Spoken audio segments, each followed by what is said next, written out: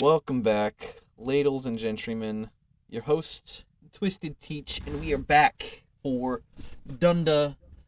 Today is going to be a mini session with two of our players, and then we'll be getting back into our normal sessions next week. I liked that D&D background. Good. Okay, on's the last episode of the Dongans and the Durgans, the adventuring party, known as Capmish and the Lizards, ended up completing their Colosseum trial that the Sultan had put before them to rescue their children.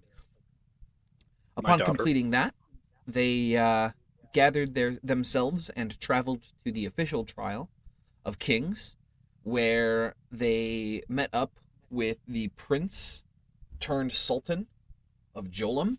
They entered the trial, acted with a sphinx, where they were tested in order to see if they were ready to move forward through the trial, and proceeded to make their way deeper into the trial, where they confronted Sultan.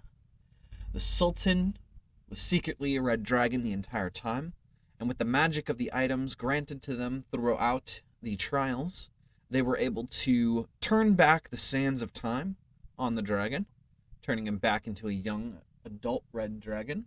Not Where before he killed me. not but at the end, um, it was a trade. Ish turned into a crisp lizard, while the Sultan had ended up perishing. With the bent up energy that was around, something strange began to happen, and as the adventurers were trying to care for Ish, um, the sands of time consumed them, tossing them somewhere. And this is where we begin the session. Something strange. Today's minisode Your is going to neighborhood. include Garnet and Ondariel.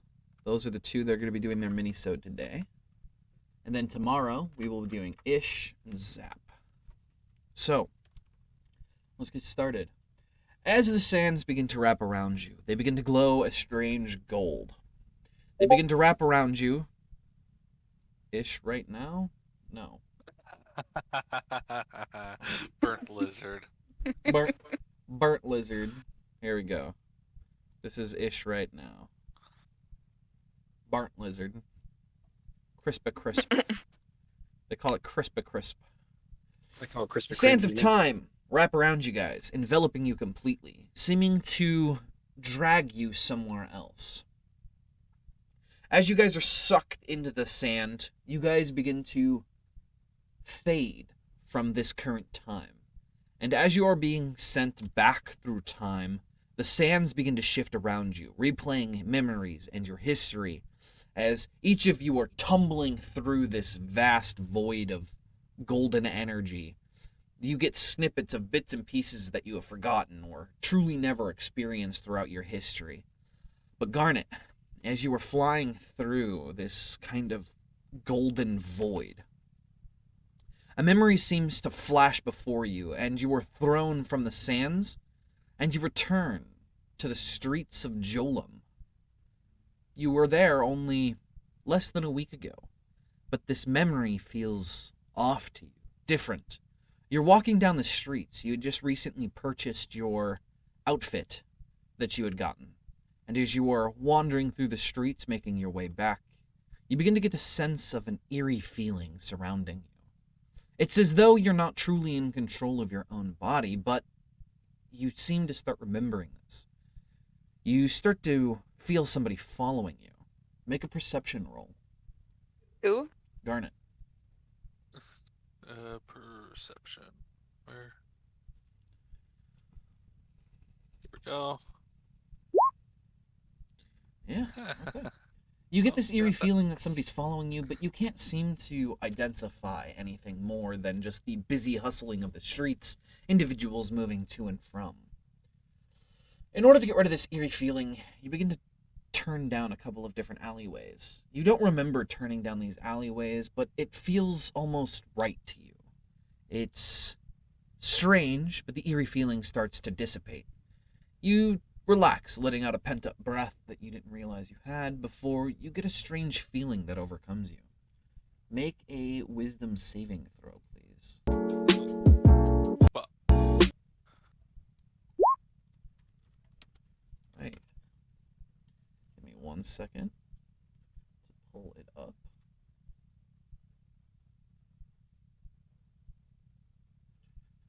Right. Let's see. Let's grab this. I don't need to do that. Gotcha. So, you begin to feel the power of magic emanating from around you. You know the spell, Sleep, had just been cast on you, but you resisted the effects, and I don't want that. I wanted to go somewhere else. I wanted to put you in Jolum. Give me a second to move these guys over to the side, because this is just for you.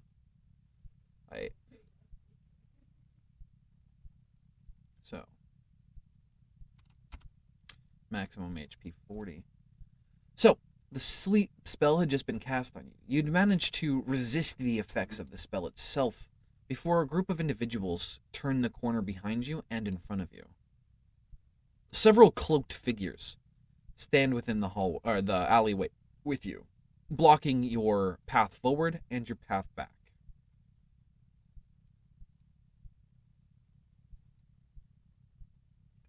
They stand there ominously.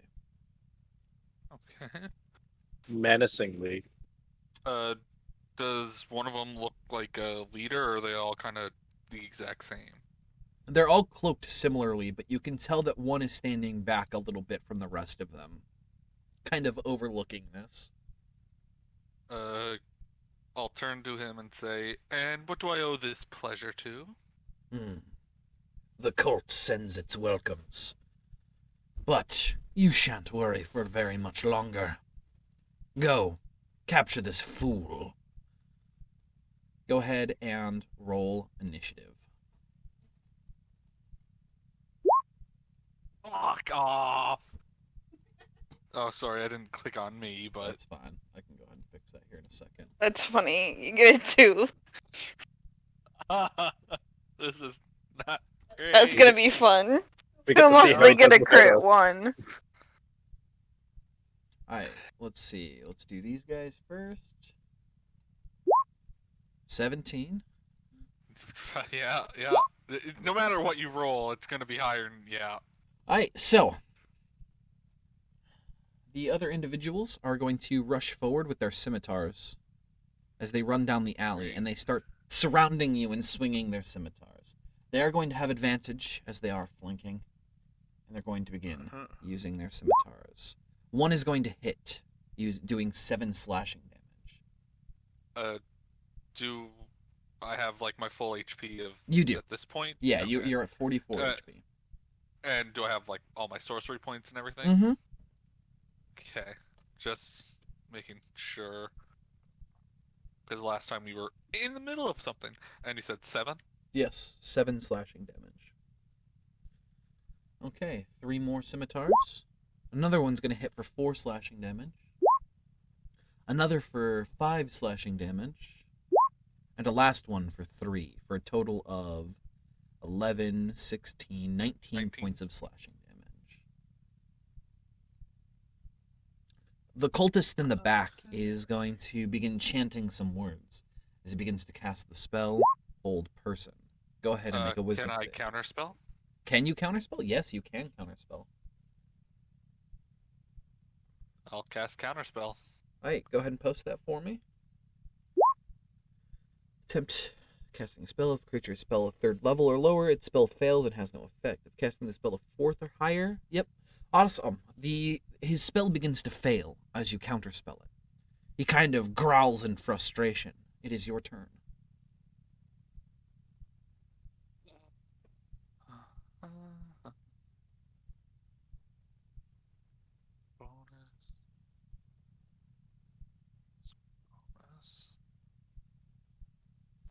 Can I cast Shadow Sword? Yeah. Yes, you can. So I'll post that as well.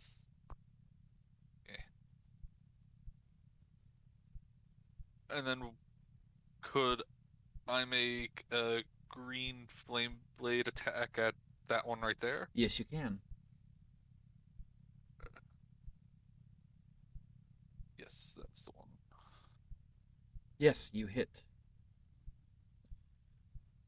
You slash down the individual there. Your flames are far enough to jump over to the next one, nearly killing him. What is it? It's an additional 7 that it jumps? No, that's the additional damage it deals to the person. Gotcha, it's based off your modifier. What is your modifier? Yes. Modifier is... I think it's 7 anyways. Give me a second. Why is this not... It would just be your intelligence mod? Or not intelligence, charisma mod. Yes. Think also because I leveled up, it does... to the target, the fire damage to the second target creature increases to 1d8 plus my spellcasting modifier, so... Gotcha, so the 1d8 is that second fire damage. So we'll take the 7 plus... No, this is also another jump to that. Oh. Because it does an additional 1d8 fire damage on my melee attack. Gotcha. And then the jump does 1d8 plus my modifier. Yeah, so that 1d8, I'll just take that 1d8 in there. Because that Okay, 1d8's so already rolled. So 7 plus your modifier, plus which is 4. 4? So 11? 4. Yeah, that's going to burn him to a crisp. So you slash down one, and your flames jump, burning the other, as they scream in pain as they begin to die. The cultist in the back is going to kind of smirk and be like, their sacrifice was worth it.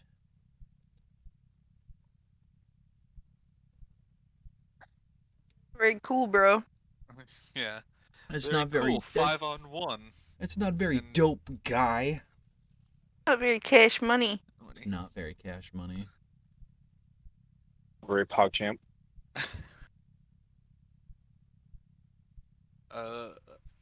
Yeah. Do I want to get up close to him? No. Cause yeah, that'll be it for my turn. Okay. At the top of the initiative count, you begin to feel the strange sensation again. You can tell that somebody is trying to cast sleep, but you don't know where it's coming from. However, it is going to manage to successfully take hold. You begin to feel wobbly on your feet. The cultists are still kind of circling you, trying to keep themselves away from your flame blade of darkness, seeing as it just murdered 2 of their compatriots, but it doesn't matter. The spell has already succeeded. You begin to fade from consciousness as you drop to the ground in the alleyway. No more fight left in you, and you are unconscious. Not so nice when sleep gets cast on you, huh? It's not so nice when they're doing it to you. Alright, let's go grab the PCs. And let's Well, grab- Am I, no, See, I'm the not thing here. is, if I knew where he was too, it wouldn't have mattered. But Mhm. I didn't know where they were too. Okay, so for the next few days, you are kept at a very low HP. Bits and pieces flash through your memory as you are dragged through the city streets, kept away from the main streets and kept through the alleyways to keep away from prying eyes. You continue to get dragged through the city before you finally enter a building that's run down, boarded up, and then they take you underground. Bits and pieces flash by as you see stairways leading down to a large altar room before you're dragged down basically a hole in the wall that goes over a small little bed of water. It seems like a small creek running through, led to another chamber that seems to be just the remnants of statues and bits and pieces laying around the floor before you're dragged through another hole in the wall to a very large carved out hole, kind of room in the center of this complex. A small little pond of water is gathered and 3 creeks run off of it as you are dragged to an altar at the very top of one of these pedestals within the room. You are put on and chained to the altar. You can see the individual that was smirking and casting spells at you back in the alleyway shifts his appearance, looking exactly like you. They strip you of your clothes, and he dons them himself, and he takes his leave. basically informing the cultists to do anything necessary. The master has plans. Go ahead and make a wisdom saving throw with disadvantage. Disadvantage. Mm-hmm. That's not fucking really a 1 and a 2. You fail, and you can feel your consciousness fading again. And then the next thing you know, you're awoke by the pain of a searing pain as you're being stabbed and prodded by the cultists around you. Their chanting begins to grow louder. You can feel that you've been asleep for longer than a day, but you don't know exactly how you know this information. But you've been trapped down here, and they've been doing something. Their magic is reaching a crescendo. And as the magic begins to go through, you begin to hear a name. Alahri. And I will put that down for you.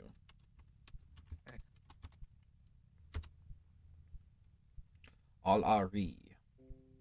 You can tell that it is a name, but it is not a name that they are speaking in common. They're definitely speaking a tongue you don't understand, but with what little magic you're able to cast, you manage to cast tongues. You begin to understand the demonic chants, and you can tell that they are speaking abyssal. They are chanting something to a demonic force, and you can feel the energy leaving your body as something is entering, and they continue their chanting. Make another wisdom saving throw with disadvantage. 1 second. Just doing notes shit so I don't fuck it up for later. It's just that. Disadvantage. Wisdom? Yep. You can Made a one? feel your strength beginning to gain again. You're feeling a little stronger than you were last time, but you are still weakened by their magic. You fight against it, staying conscious a little longer, being able to hear something. And they're like, yes, the power is ready. We will be able to create the object, which will be his downfall. Good. Continue the ritual. And then you pass from consciousness. Something happens within your dreams. You're kept separate from the pain of your body, something seeming to protect you, but you don't know what. You almost feel blissful while sleeping away from this, but you can still tell that your body's being racked by whatever demonic magic is happening. And you are brought back to consciousness when something is plunged deep into your chest. You jerk awake, pain spreading throughout your body from the center of your body. They had just stabbed you in the heart with what appears to be a crystal dagger. And you can see down below, there's one dude literally sitting on top of you on the altar who has jabbed this knife down into your chest. And you can feel the life energy being sucked out. You see black starting to form at the hilt, and you can see veins of red creeping through the crystal blade, reaching for the hilt. Go ahead and make a Constitution saving throw. No disadvantage. I'm good at those. I'm Perfect. very good at those. You crit succeed. Of course. And the red tendrils begin to dissipate from the crystal blade. As the cultist begins to growl in frustration, he pulls the blade out again, and he jams it back into your chest. And he begins to cast the magic once more. Make a Constitution saving throw with advantage. If it doesn't work, unplug it and plug it back in. Yeah. However, this time, he had managed to hit it directly into your heart. You can feel your heart starting to give out. One more beat, 2 more beats, and as the red tendrils begin to spread into the crystal blade, it begins to reach the black at the end of the hilt, and as it grabs a hold, the black and the red begin to change places. The black begins to become tendrils, reaching down towards the center bottom of the blade, while the red continues to coalesce in the hilt. He finally pulls the blade out. Instead of the hilt being black, it is now red, and you can feel a burning sensation within the center of your body. Make a wisdom saving throw with advantage. Thank Christ. You finally manage to break free of whatever magic they had managed to keep you under from now. The strength returning to your body. Though the burning sensation is still there, you can feel the wounds closing. And and you gain an abnormal amount of strength. Make a strength saving throw with advantage. Oh, great. However, you succeed. You begin to fight against the chains chaining you to the altar, and you break free as you snap one with the left, like you yank on your left arm and you manage to break that chain free, and you begin to break all of the other chains. The cultist on top of you looks shocked. How you'd managed to break free of their magic that had kept you basically sedated is now no longer working, and for some reason you've gained inhuman strength. You can feel power flooding into your body. And the cultists begin to look around, frightened. One of them looks at another cultist who begins running down the hallway. Grab the master! He's breaking free! Go ahead and roll initiative. Please not a 1. It's not much better, but It's a 5. it's a 5. Alright, let's see here. Do you not have Twitch delay on? Do I have what? Do you not have Twitch delay on? Oh, you, yeah. It's like 15 seconds, never mind. Like 5, sorry. I shouldn't have Twitch. It's like 5 seconds delayed. That's just going to be Twitch in general, though. Yeah. Right. So, shouting begins to happen from deeper within the basically catacombs that you are within.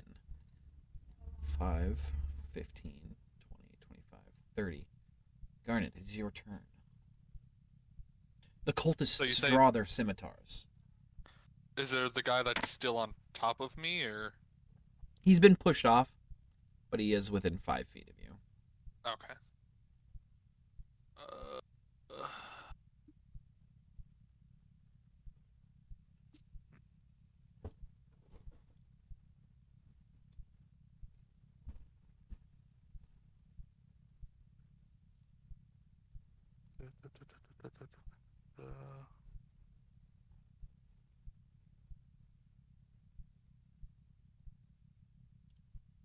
Can I try and green flame blade him with my dagger?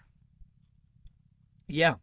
You look around as you begin to pat yourself down. You notice that you are naked and you don't have any of your supplies on you. You do have full spell slots and full HP. Oh, okay. That's that. Well, could I create a shadow sword and then do that? Yeah, you can create a shadow sword. And then with green flame blade. That was with advantage. That's all good. You miss That's as you fine. swing out. And you can tell that your body's reacting a little faster and stronger, and you underestimated your strength as you swing wildly. You moved a lot faster, almost as if you were a blur. He didn't dodge, you just didn't even get close to hitting him. As you kind of twirl around in place, the world's still trying to balance itself as you are standing on top of the altar.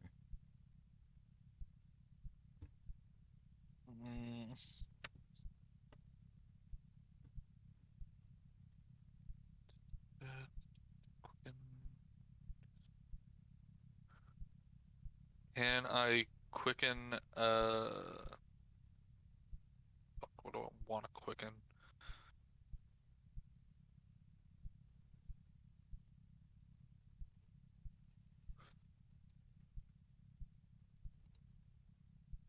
Yeah, can I quicken a chromatic orb at him?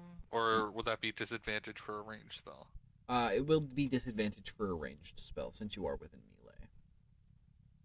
Okay. I'll quicken another green flame blade then. Okay. This time, however, you manage to plunge the blade directly into the chest of the cultist. Go ahead and deal damage. Wow. You leave him at 1 HP as you plunge the blade into his chest. The flames begin to consume him as he begins to scream in pain.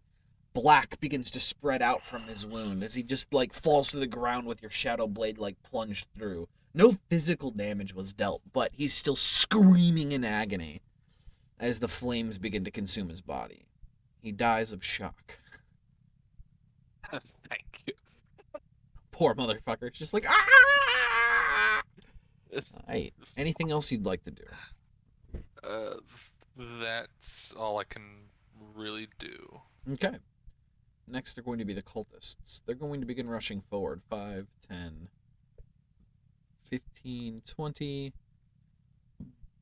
5, 10, 15, 20, 25, 30. This one is going to make a scimitar attack against you as he rushes forward.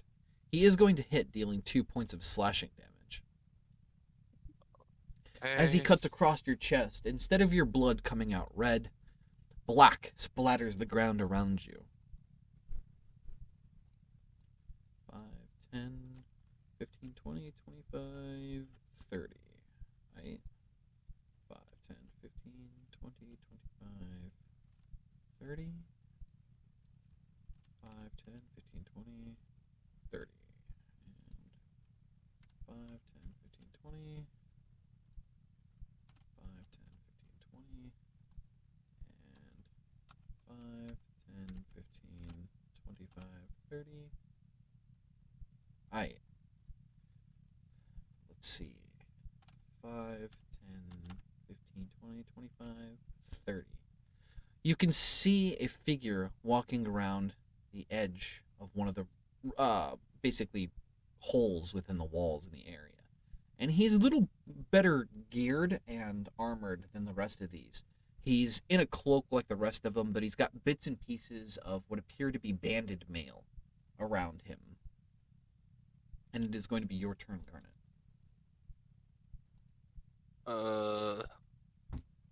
I'm gonna hit this guy with the. I guess it just with a green flame blade. Okay. Normal. Yeah, you hit. Fucking. Yeah, you managed to down the cultists with one swing. He begins to burn, bursting into green flames as he begins to scream in agony as he collapses to the ground in front of you, burning extremely quickly under the magic. Can I see slightly behind that guy, or? You can slightly. Okay.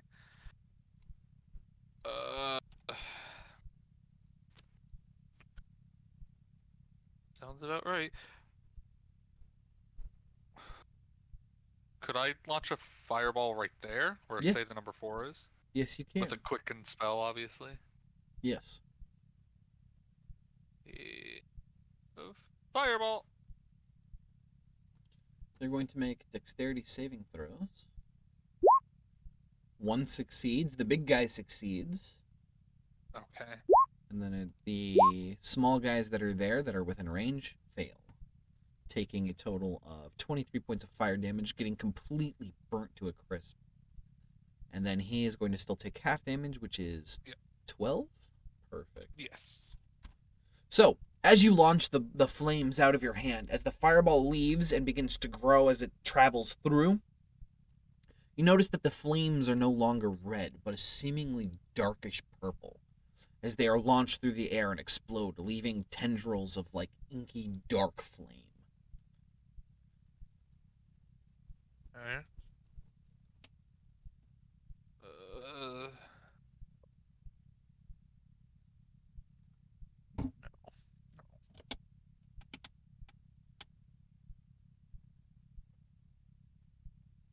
Okay, anything else? No. Alright, next are going to be the cultists. This one's going to jump up onto the platform next to you. 5, 10, 15, 20, 30. Alright. They're both going to come around. They're not going to have advantage because they're not technically flanking, and they're going to begin swinging their scimitars at you. One is going to hit for 2 slashing damage, and the other one is going to miss. Okay. 5, 10, 15, 20, 25. 5, 10, 15, 20, 25. And then this one. 5, 10, 15, 20, 25, 30. Another cultist rushes from this stream that's basically a hole in the wall, and is going to Okay. begin charging towards you with his scimitar out. The cult fanatic back there is going to be like, "Get him under control! The ritual must be completed!" And he is going to go ahead and cast Sacred Flame on you. Make a dexterity saving throw. Yeah. Yeah, you're going to succeed. As a beam of black energy seems to kind of coalesce under your feet, and it basically shoots up into the ceiling. You manage to avoid it, however. It is your turn.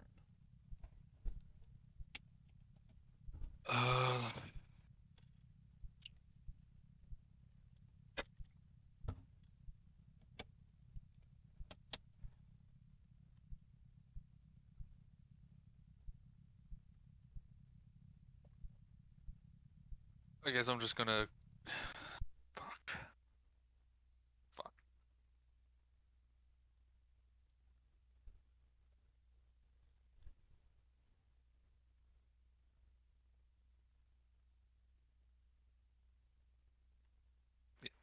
Yeah. I'm gonna cast Misty Step. Yep. And appear over here. Yep. And then can I twin a chromatic orb at these two? Yes, you can. It will be cold damage. Okay. So.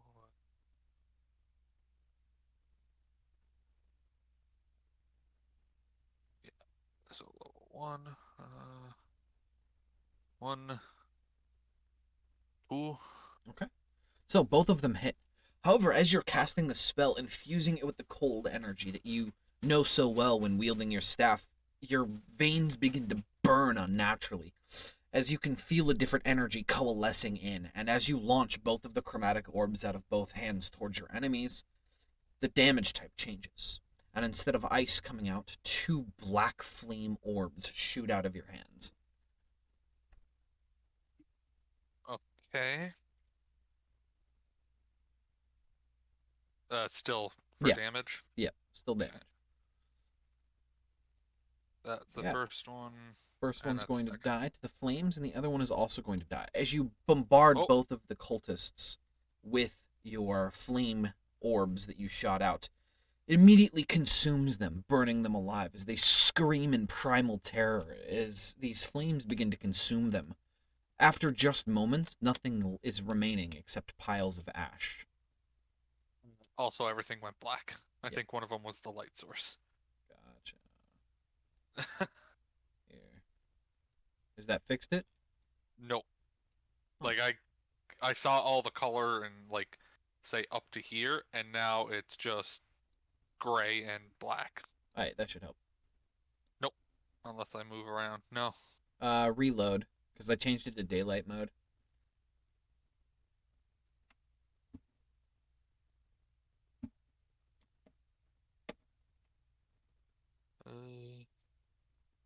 Yeah. Okay, I could see everything again. That was weird. Oh, it's all good. Alright. That's the end of your turn. The cultist is going to look around and look behind him as he sees you, and he's going to rush forward with his scimitar. He's not going to move, but these two are. That's 5, 10, 15, 20, 30, 5, 15, 20, 25, 30. 2 more cultists rush into the room, and the one near you is going to make a scimitar attack. He's going to miss as he swings wildly, trying to avoid what appears to be flames wreathed around your body.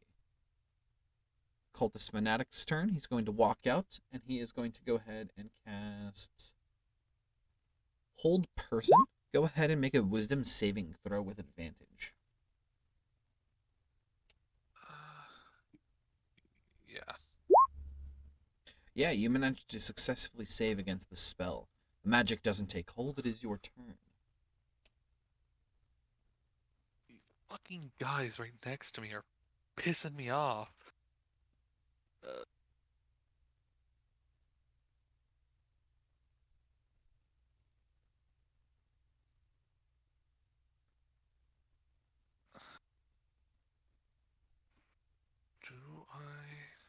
Wonder what? Yeah. Can I? No. Hands, maybe? I'll just hit the guy next to me with the green flame blade again. Okay. Oh wait. Oh Yeah, yeah. Put it back to normal. you hit. Eh. Yeah. As your blade passes through, again, he bursts into flames.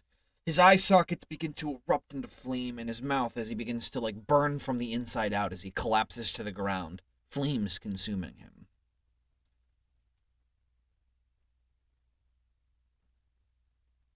Yeah. That's it. Okay. It is going to be the cultists who are going to rush forward and begin swinging at you with their scimitars. One misses and the other misses.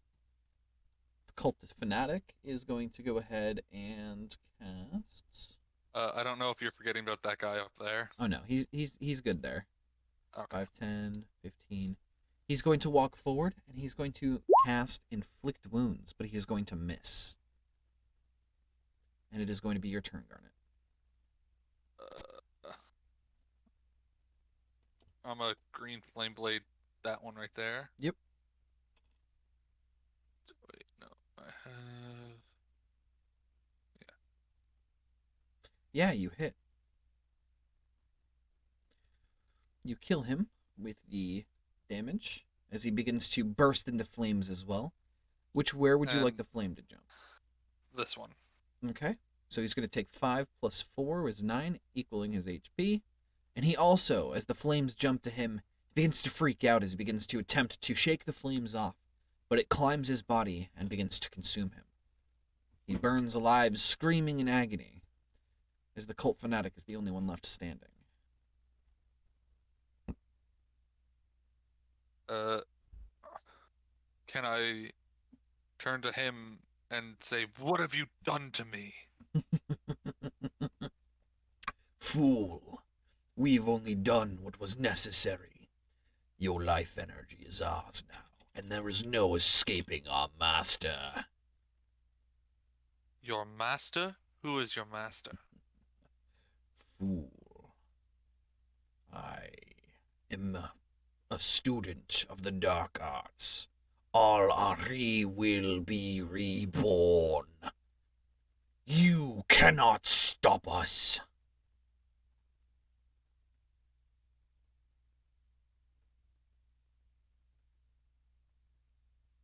Yeah, that's Right. He's going to go ahead and pull out his own dagger, and he's going to make 2 melee attacks with his dagger against you.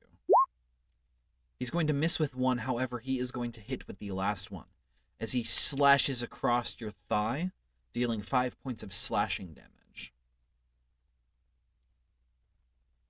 okay. And it is going to be your turn.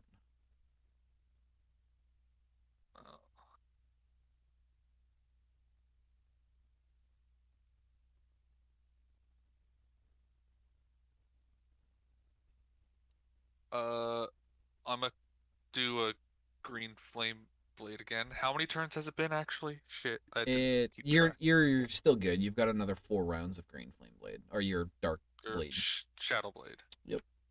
Yeah, sorry. But this time I'm gonna use this as well. Yeah. Doing 1d4 to myself. Okay, go ahead. Hey. Yeah. You deal 1 point of damage to yourself, having advantage on your next attack. And then. Yeah. You hit. Come on. Yeah, It's you not do bad. 14 points of damage. The flames begin to wrap around him, but he is still fighting. The flames consuming him, he's like, the pain only makes me stronger.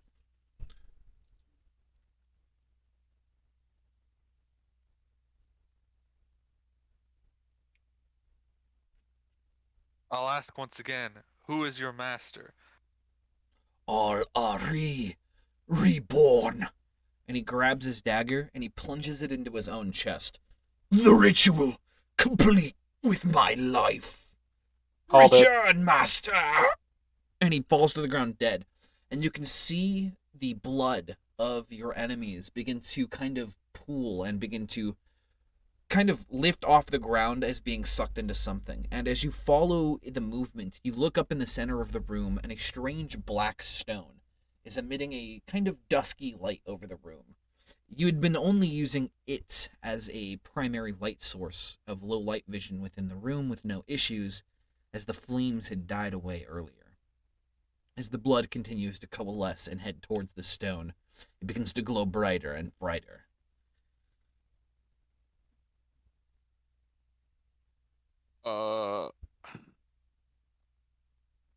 Can I try to throw the Shadow Blade at it? Yeah, go ahead. Where is it? Oh, that was with advantage, sorry. That's all good. You hit. Yeah, you deal 9 points of psychic damage to yourself as you throw the blade through the stone. It passes through, and you feel something cutting deep inside of you as you collapse, kind of your mind being assaulted by your own power as you begin to struggle against the magic. It appears as though wounding the stone, or attempting to hurt it, only damages yourself. Can I run back over to the altar to find the crystal dagger that they plunged into me? Yeah, it's laying not too far away from the altar in which you were placed. Can I grab it and try and stab it into my own heart? Yeah, you pick up the blade, and you begin to go to stab yourself, and you, with full force, you go to stab yourself, and it's as though you're just hitting yourself with a blunt object. You slam it into your chest. You can hear cracking from your ribs, but no penetration from the blade, as it will no longer go inside. Is it still filled with the, say, red blood? Yes, it is guess it still would be. filled with your blood in the hilt.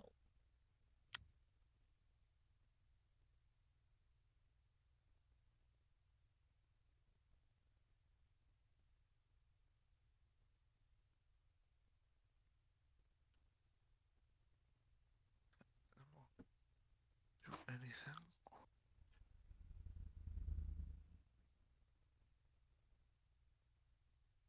Is the stone still floating in the air, or It is, but as more and more blood is coalesced towards the orb, it's slowly going from like ceiling height, and it's slowly falling to the center of the room.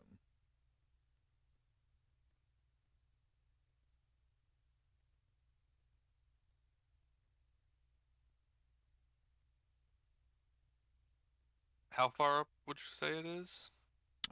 It's probably about 20 feet right now.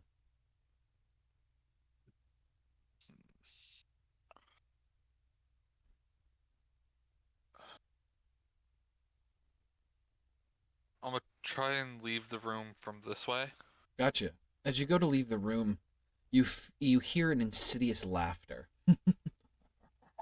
Come back to me. We are two of a kind. Obey. Make an intelligence saving throw.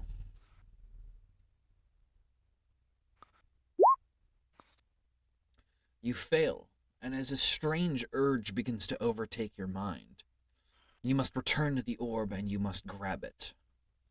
It has a hungering desire for more.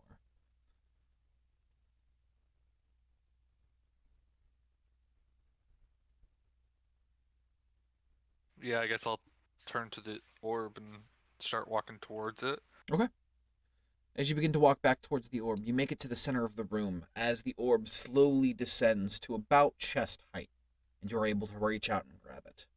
And as you do, strange visions begin to flicker through your mind. You see the massive destruction and sacrifice of hundreds of thousands of lives, entire cities reaped for the souls and the energy in which they are.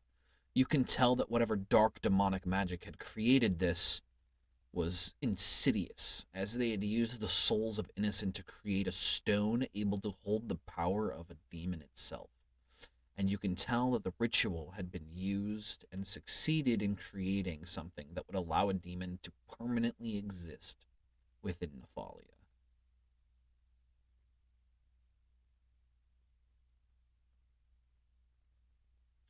It Or begins to does urge you towards the exit.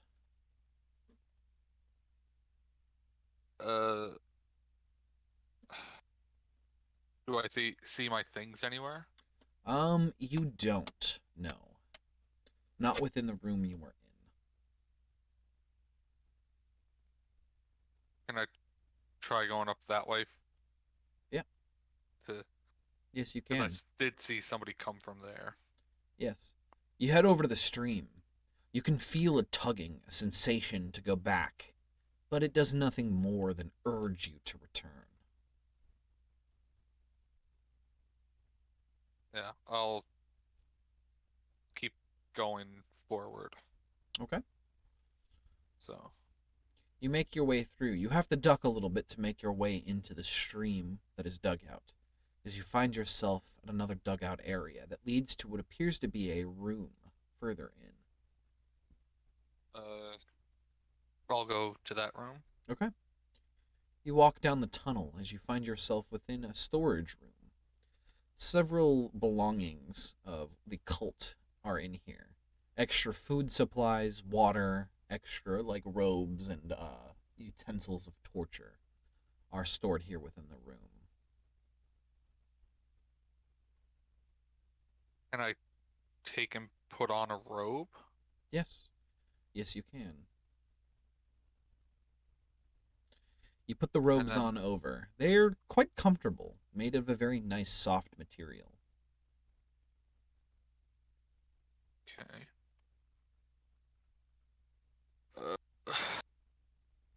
I guess I'll walk back and start following the hole Okay. that I felt It's before. going to direct you back over here to this room. Okay. 3 remaining. You've done well, but soon it shall be completed. Continue on. I hunger for more. It urges you towards this direction.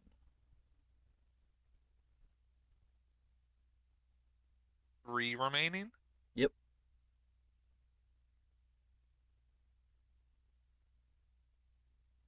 I have a question. Yes. When we did the holiday episode, or whatever you want to call it, Mm-hmm. how many was remaining once we defeated that demon, or did he say anything? There were 4 locks on the gate. One of them fell off when you'd killed that demon. Okay. And the voice that's talking to me now doesn't resemble that demon. No. No. Okay.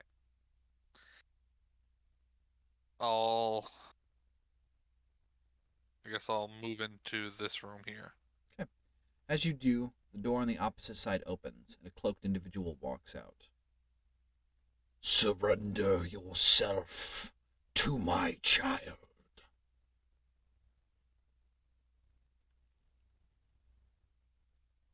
The individual is holding familiar items to you.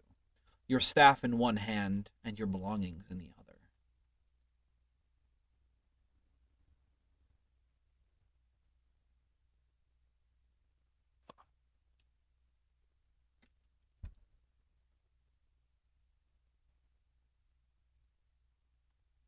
What? I'm gonna just walk up to him.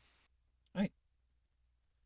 He nods to you and he goes, "You may have your belongings back. The only thing that I request is the stone within your grasp. You will not be able to take it. It is not meant for this realm." Very soft, elderly man reveals himself from underneath the hood. He pulls it back. You can tell that he's blind in one eye, and he is missing the other.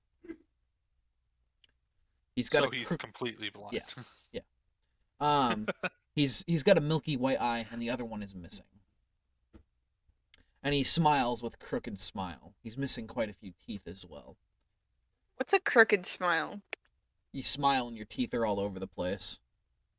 I thought it was like... It's kind of a fucked up, like, He's going to put the staff and the belongings in one hand, and he leaves the other hand open, motioning for you to give him the orb as he holds out your belongings.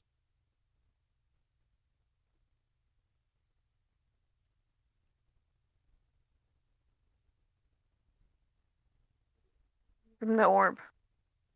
That's yeah. What's the worst that could happen? They come after me again, but I have a feeling that's gonna happen anyways. I'll give them the orb. He takes it willingly, and then he hands you your belongings. You do not have to wear the robe if you do not want to. You may keep it if you so please. You have been a very unwilling test subject, but worth the effort. He takes the orb, and he begins to walk towards the center of the room. He gets to the altar of what appears to be a very grotesque image of a creature with, 8 limbs, 3 legs, and, 7 arms. That's It's more. definitely more It's than more 8. than 8, but there, 10. 10 limbs. There we go. I can count. I can count. Damn it! I don't think so. I can't count. Shut up. 10 limbs all flailing. The arms of the statue begin to kind of come together as they grab the orb from the elderly man. Wait, even the feet? No, not the feet. Just the arms. Just the 7 arms. They grab the orb, and they begin to move it towards the mouth of the statue as they insert it, and the orb begins to disappear. The ritual has been completed. You may take your leave. And he stops by you momentarily, and he's like, you will remember none of this, but in time you will understand. And he walks through the door, closing it behind him.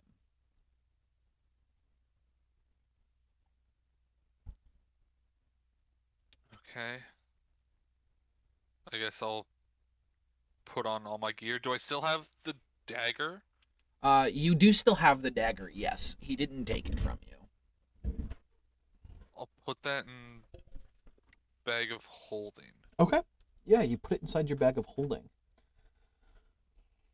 You can feel that it begins to radiate with a strange energy when you do, but you begin to go on autopilot as the strange feeling of nausea begins to overwhelm you. And then the memories start to play as though you're not in control anymore. You stumble up the stairs, and as you do, you're slowly putting on your outfit that you were in when you had left the market district of Jolum. And you move through kind of in a daze. At one point, you stop halfway up the stairs and you begin to retch violently. And as you do, a pool of black blood kind of coalesces at your feet as you're just spewing ichor. As you continue to head up the stairs, you begin to feel lightheaded. And as you begin to drift, you fall unconscious on the stairs, slamming down and hitting your head pretty hard. You are unconscious.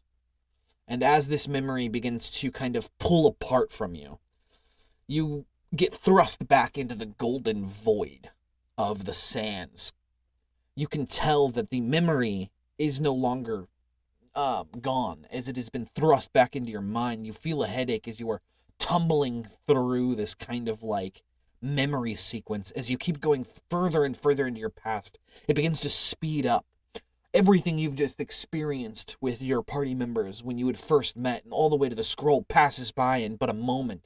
As it begins to go further and further into your past, the year spent at the mountain as the individual where you stayed, the tavern. You also see the mage tower fly by where you had started to learn to tap into your power.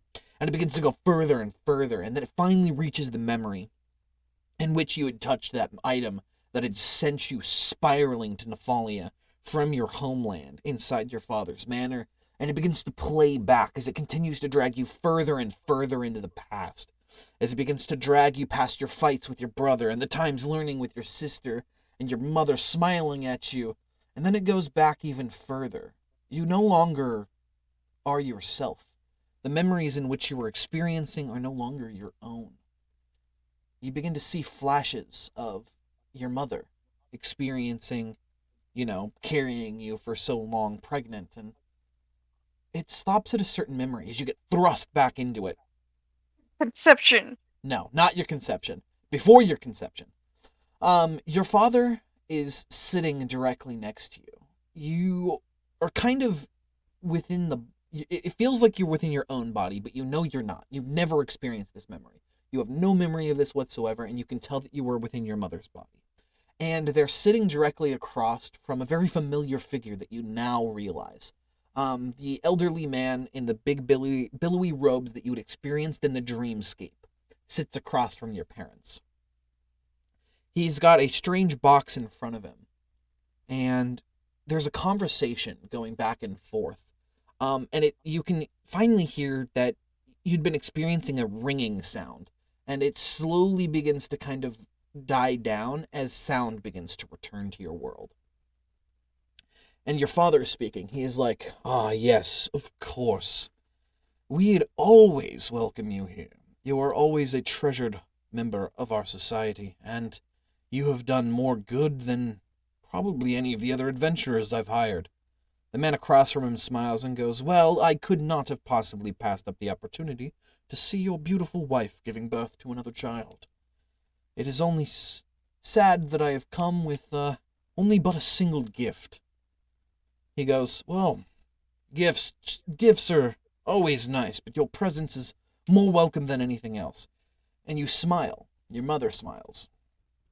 And she goes, "Well, I didn't need anything yet. The baby shower is not even for another month. You're a little early still." And he goes, "Well, I'm not going to be here in a month, sadly. As I said, I have some business to attend to and some matters to take care of. My apprentice has gotten into some nasty business, and I have to take care of it. So I thought about stopping by and giving you your gift a little early." He goes and turns around the box, opening it. He goes, "Now, I've taken the time to identify what this is, and it was a cursed item, but I've managed to break the curse. The item is for longevity. It allows your constitution to be increased, and it increases your lifespan by a few hundred years. I found this deep within a tomb. It was quite interesting. Now, the curse, what it did is it attached to you, and instead of giving you constitution, it would drain the constitution, making it into the ring. Now, of course, you would still live for the amount of time that the magic it allows, but you would start to feel sick and weaker. Now, he picks it up, he puts it on. No problems. He takes the ring off, broken the curse on it. But there was a strange, ominous warning that it could drain the constitution of your enemies and could drive you into bloodlust. But you're not a combatant, so there shouldn't be any issues. I thought that its beautiful garnet stone truly fit your eyes." As he pushes it forward, your father goes, "Ha, that is quite an exquisite jewel indeed. I wonder who made it." And he pulls it up, and he pulls out a couple of devices, and he begins to look it over. And he goes, "Well, this is definitely an impressive gift. She is sure to love it." And your mother goes, "There is no need to flatter me with something like this, but I do accept nonetheless." And she pulls forward, and you finally get a good look at the ring itself. And you recognize it as the ring that your mother always wore all of the time. It kind of gave her a glow and a kind of spark of life whenever she looked at it. It kind of reminded her of good memories. She reaches for the ring, and she puts it on, and something begins to happen. You can begin to see something, but the ringing sound begins to return, the sound gone from the world. And as you are beginning to fade from the memory, you can see the individual on the other side of the table and your father begin to freak out as your mother begins to kind of writhe in pain at something. You can tell that the curse is gone, but a different sort of magic permeates the ring. And it seems to do something. And they begin to rush as the memory begins to fade. and you are returned, finally tumbling through the end of the golden void. And you enter this. Give me 1 second to change the lighting. Boop.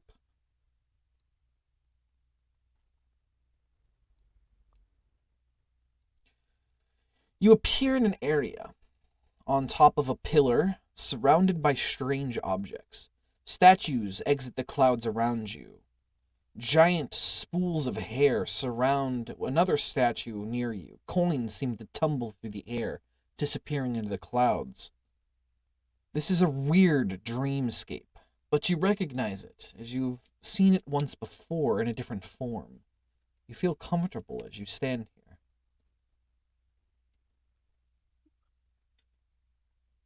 Oh, hello? Mm-hmm. You cut out there for a second. How much of it? Uh, Good for me. I'd seen it once before. Ah, yeah, no, that was the end of it.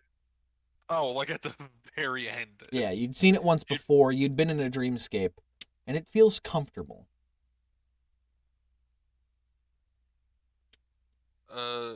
Is there anybody around? No, you don't see anybody else.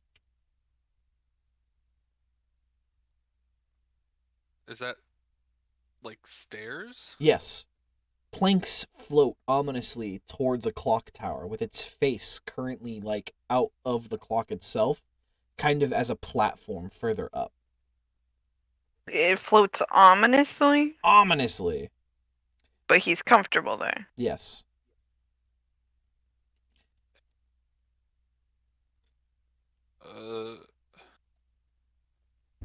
What would I roll to try to remember why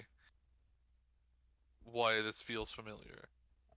You can go ahead and roll a history check. History? Yep. Okay. You get kind of the remnants of the golden memory flow as you kind of just try to remember, and you remember the feeling from when you were talking to the individual that was within your dream back when you had first discovered the scroll. You had the same feeling of you're light as though a feather, but kind of disembodied from your physical form. Though you don't look see-through, you could tell that if something physical was to make contact with you, it would just pass through. I guess I'll start walking towards the clock. Okay. As you begin to walk from the clock, we fade over to the next individual. Ondariel. Exactly. My turn? It is your turn. I have to log in? You do have to Yeah. log in. I don't know why you I weren't have to logged in to begin with. Come on, what the fuck? Because I didn't want to see his rules. Right?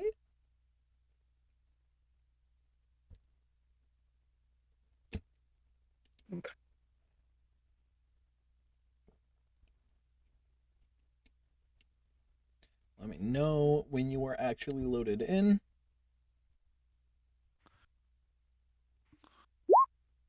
Alright. I was a black screen, so I was like, That's perfectly fine. So, yeah. You begin to tumble through.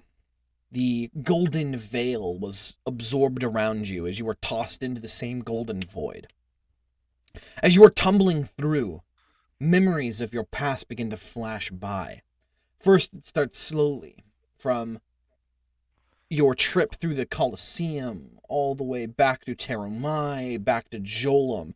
As it begins to drag you further and further back, you begin to hear a strange song echoing within your memories.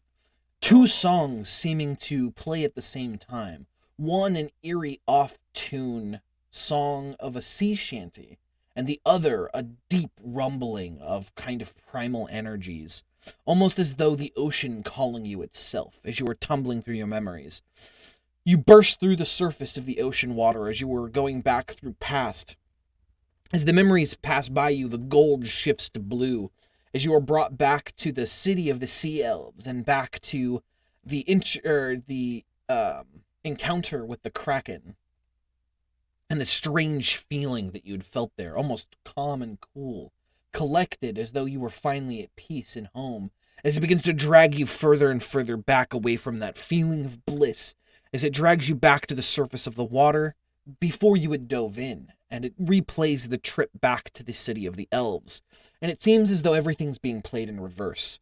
Your trip from the capital over to the port, and then it goes back to your trip into the forest, your fight with the dragon. You're moving through the forest, and it begins to speed up, and you finally get slammed home here within a memory that you don't quite remember all too well. I don't know what the fuck this was. You were like, what the fuck?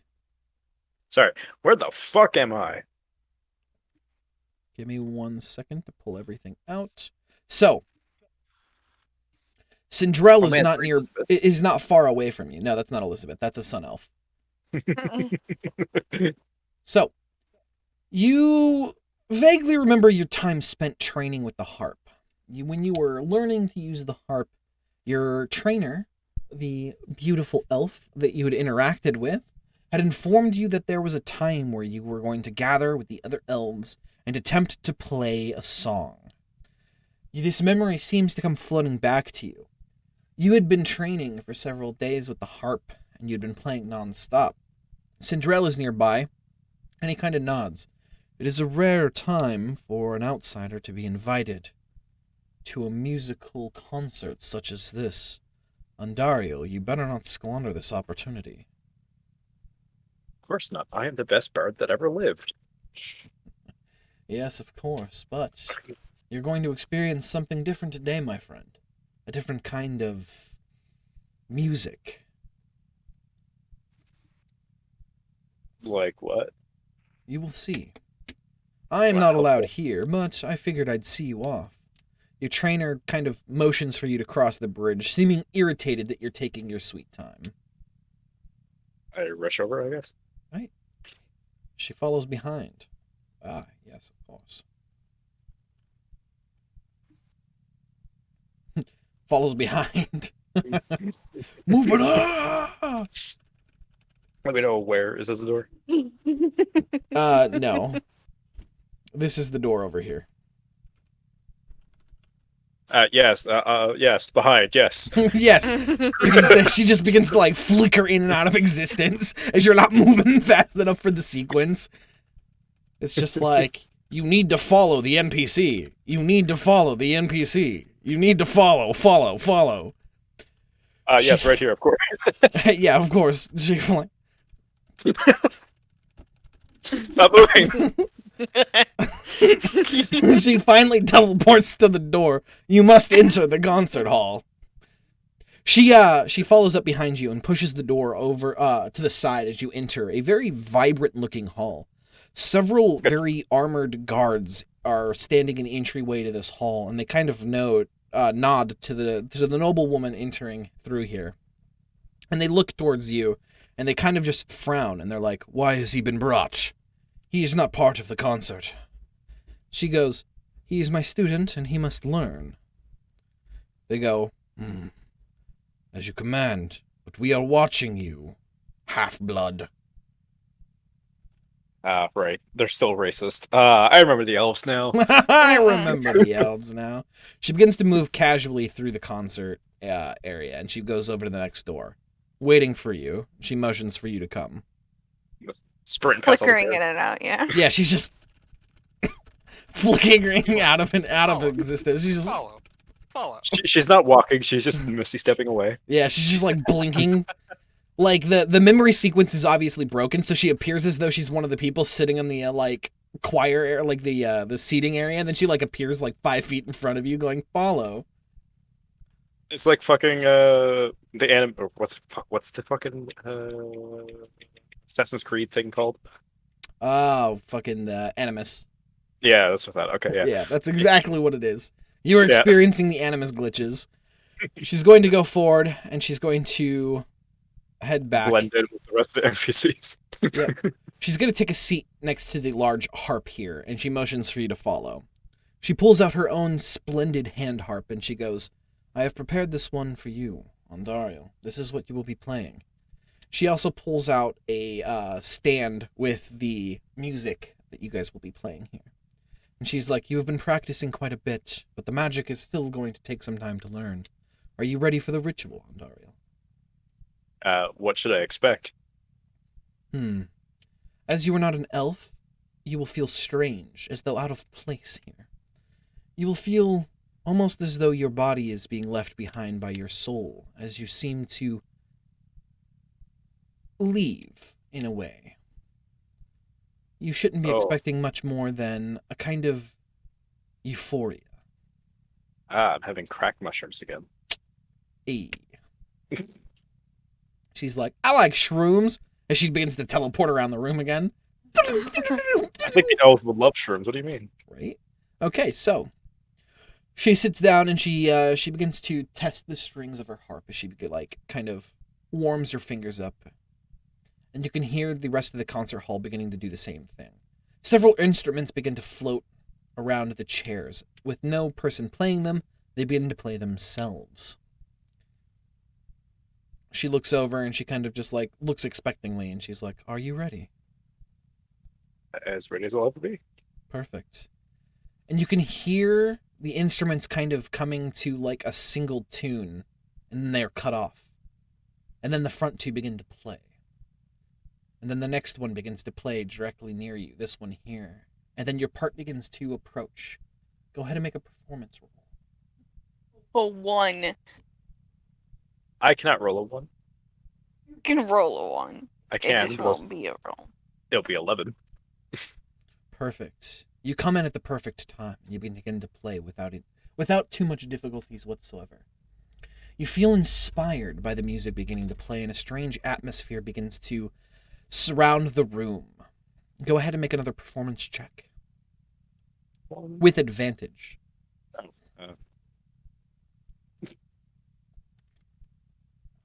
You succeed the play as it continues, and the music begins to grow, seeming to vibrate within your very core.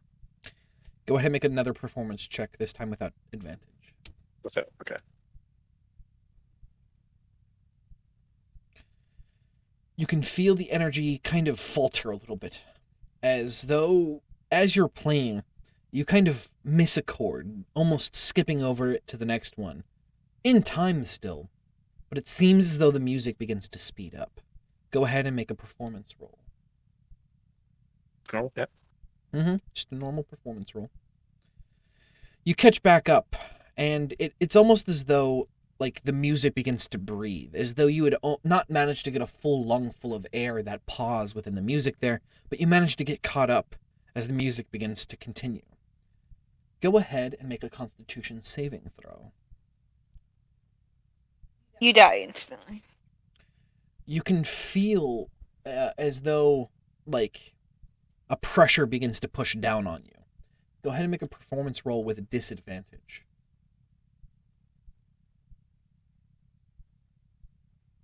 Okay.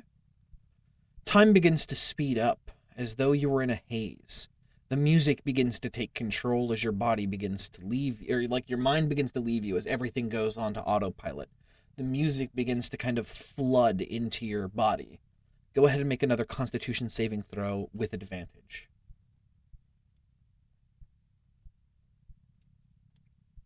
Okay, so you succeed. And as you begin to play, you notice something strange. The music begins to get drowned out. You no longer hear the rest of the musicians playing, and you are trapped within your own little kind of corner of existence, as though the only thing that is left is you and the music itself. As you begin to deviate from the notes before you, you no longer see the stand with the music in front of you. You no longer are reading the music, but feeling the music. Go ahead and make a performance check with advantage. Okay. So as the music begins to take its own shift, you begin to get a different feeling from it. It is no longer the nice, cheerful, kind of vibrant earthy music that the elves were playing that kind of made you feel as though you were flying, but instead you seem to be being dragged down deeper and deeper into the music as the tune begins to shift and you begin to feel a pressure growing. As the music continues to shift, it becomes a little darker. Go ahead and make a performance check with disadvantage. You really hate me clicking, hey? Yes. Jesus Christ. Holy fucking god damn it. To say that before you're like, I am a god of performance. You cannot stop me. He's just really good at playing that dark theme. Yeah. So the music begins to build, and you are now completely separated from the room you are currently in. All you see around you is darkness, black, and it seems as though you are the only thing underneath the spotlight. As the music begins to grow and the power begins to grow, you start to feel kind of slimy in a way. You Wet? can feel, yeah, you start to feel wet. You start to feel as though you're being lowered into a pool of like swamp water as you are still playing the music. And as you were playing it, you're trying to keep your head above the water as it begins to grow and rise above you. Make a performance check. Normal? Advantage? Disadvantage? Normal. Perfect. So, as you continue to play, you know that if you were to stop playing, it would all come crashing down. You might even drown, but the water continues to rise above. It reaches your chest and then your shoulders. As it continues to rise to the bottom of your chin, you push your head up as though trying to keep above the waters. As the tides begin to kind of push in and over you, make a performance check with advantage.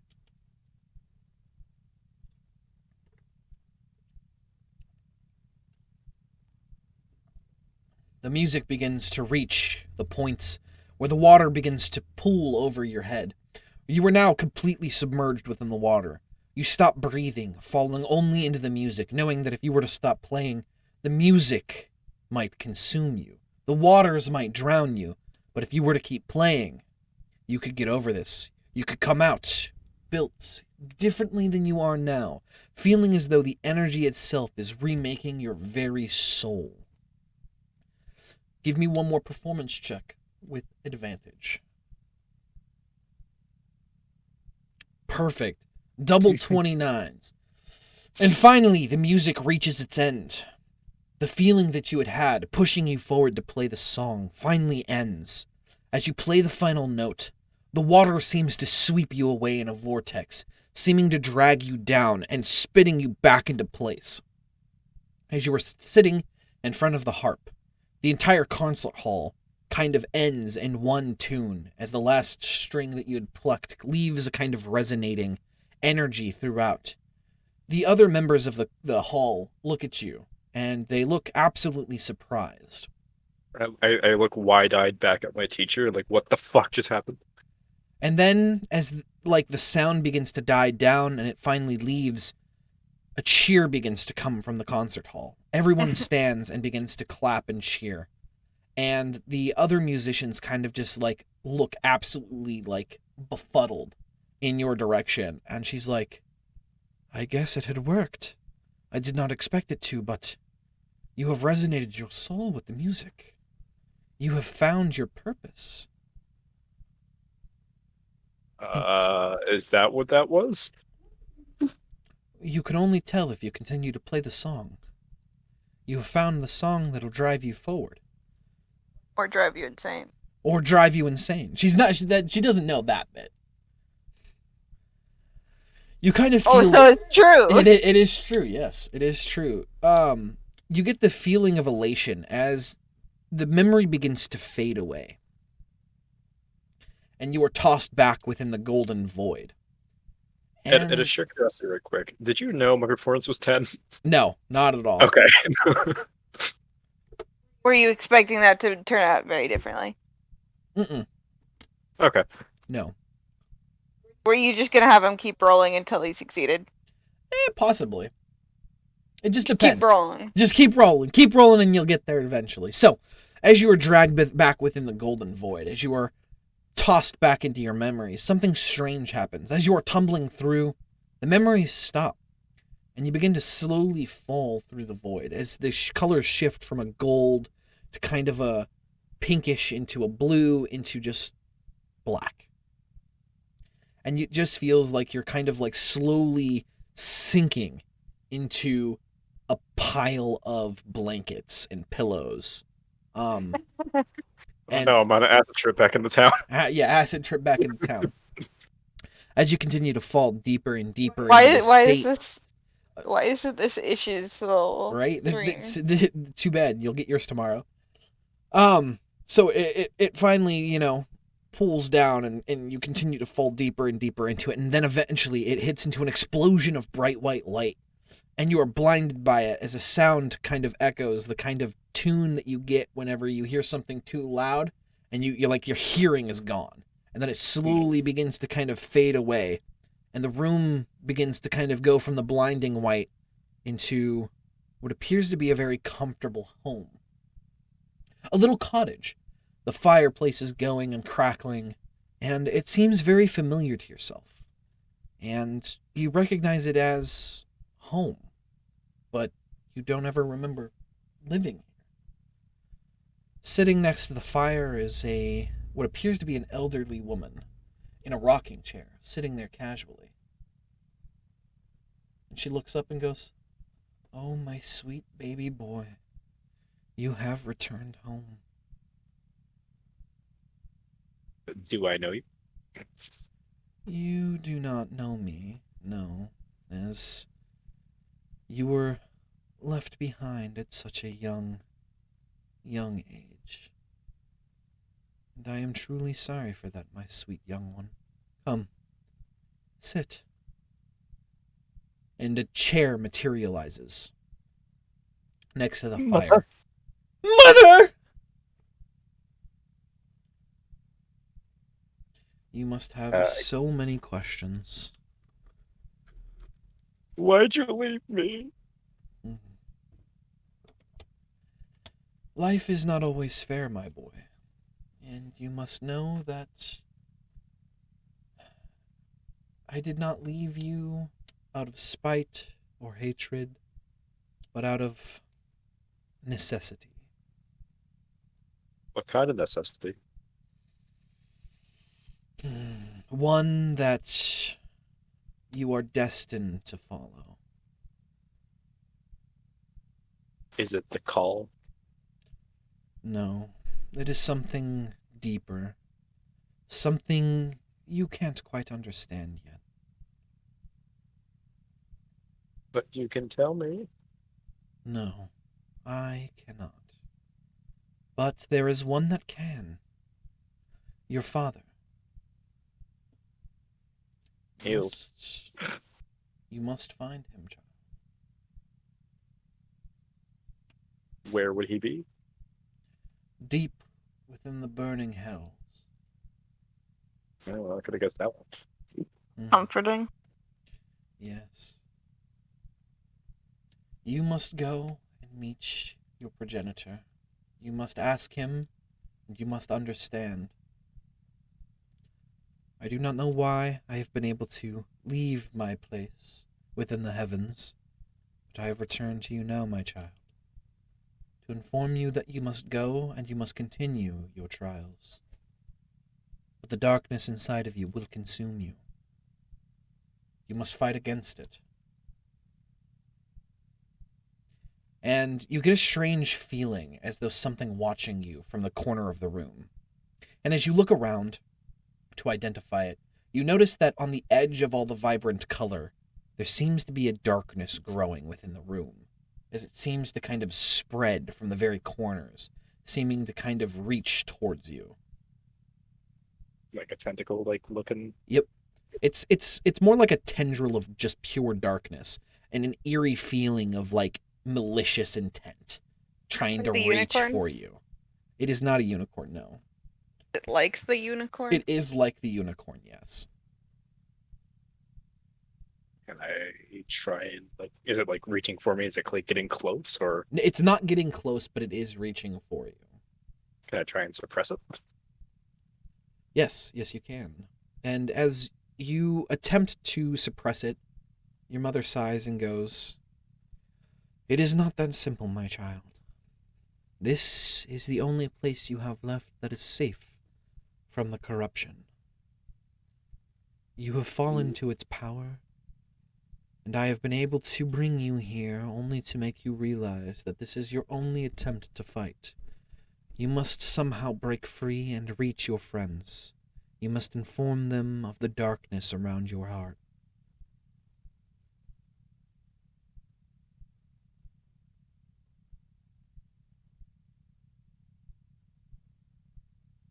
How will I be able to achieve this? You will know when the time is ready. You will be able to reach out when the darkness is at its weakest point, when it is about to consume you. So let it consume me. You will have no choice. You can fight it, but eventually it will consume you.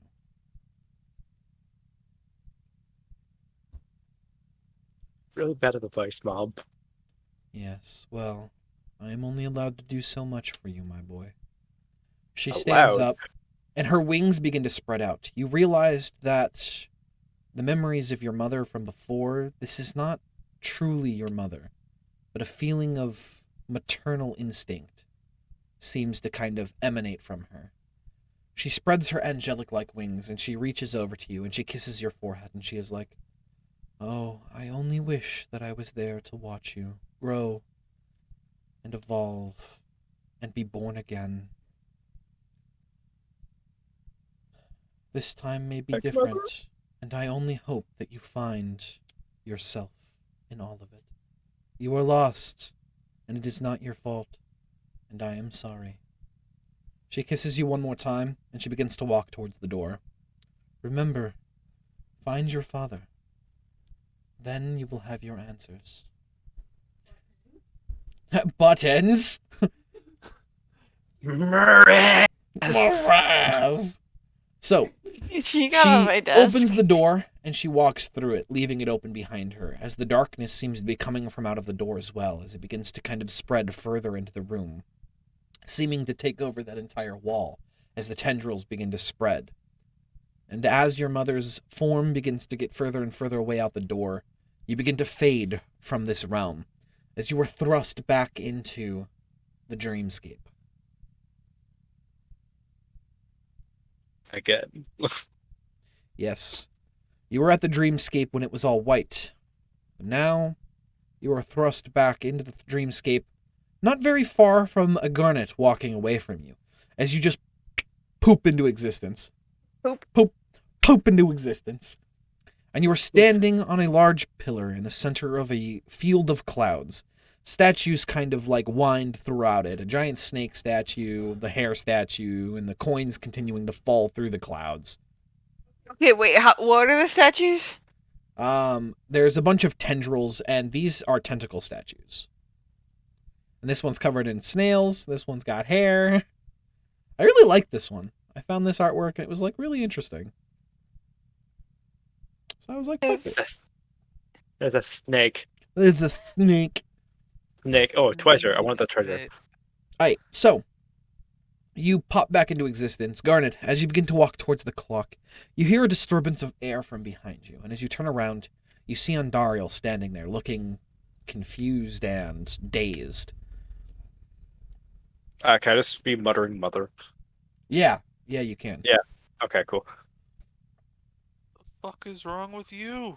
Mother. Mother. Can I slap him? Mm-hmm. Yeah, you walk Like up just and you slap him, and as he kind of just comes to, finally taking in everything. Sorcerer, what the fuck? You okay? I'll live. You were spouting out mother. Did you see you any have- weird fucking visions? Maybe? maybe I did. Yeah. I I remember saw. the elves. I remember my mother. What the fuck? Oh. Seems like you had a good vision. Wait, where the fuck's the other two? And this is where we are going to end for the session. The question lingering, where are the other two? Where Fuck are are the we? other? Why are we here? And what the fuck is happening? That are the Why questions. are we? So, today ends the minisode. Tomorrow we will have another minisode with the other two players.